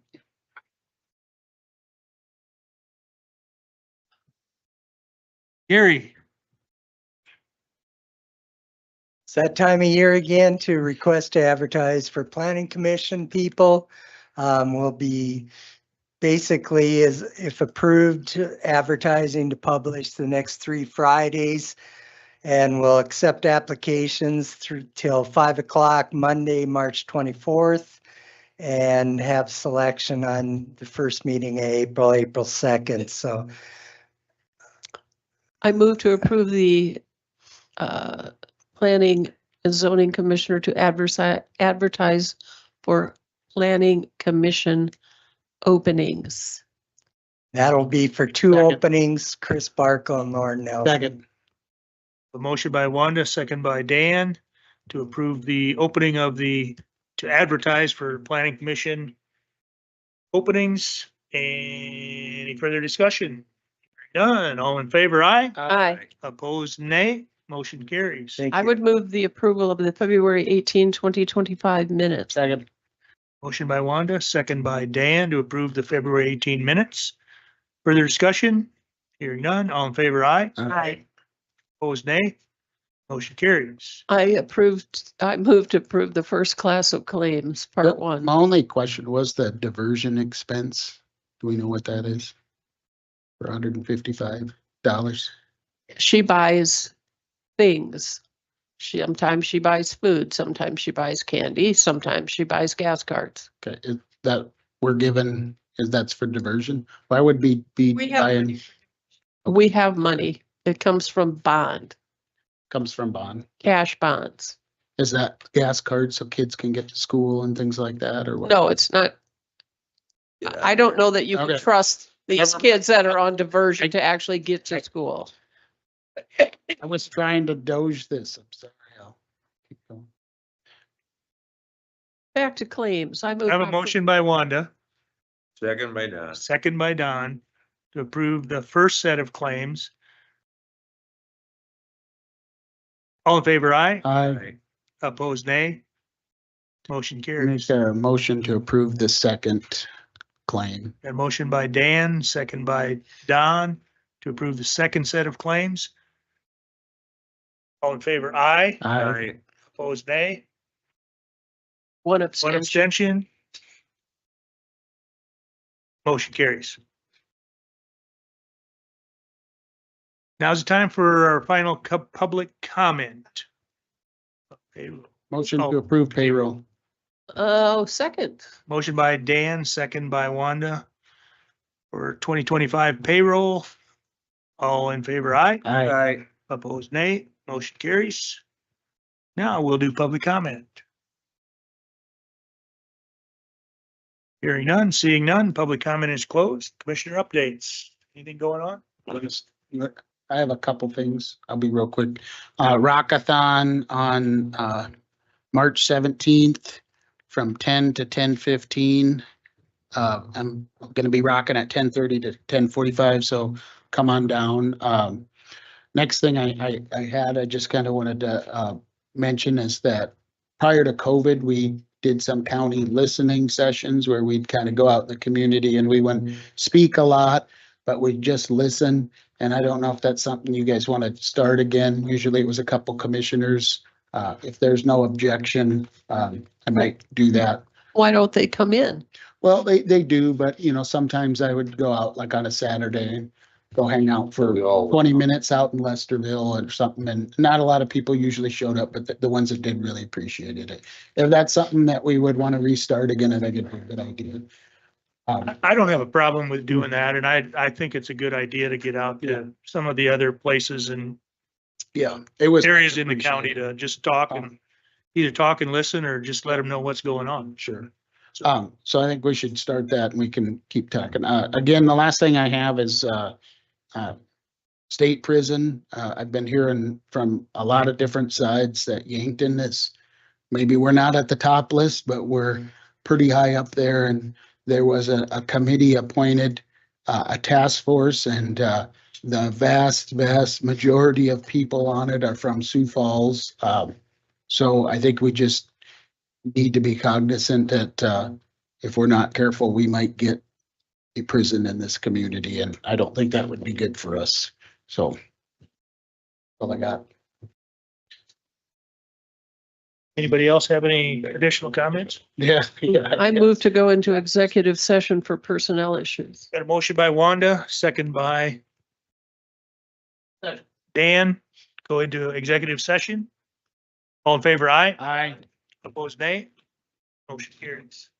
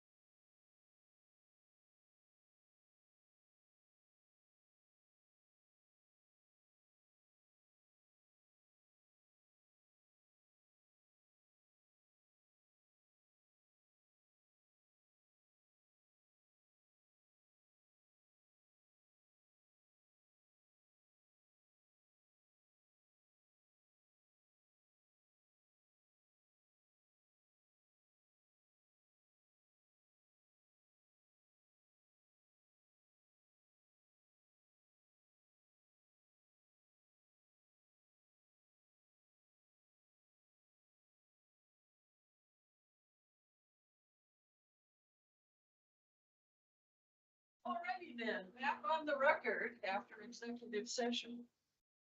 Got a motion? Motion by Wanda, second by Dan. Move back into regular session. All in favor, aye. Aye. Opposed, nay. Motion carries. Nothing happened in executive session and I move to adjourn. Motion by Wanda, second by Dan to adjourn. All in favor, aye. Aye. Opposed, same sign. Motion carries. We are adjourned.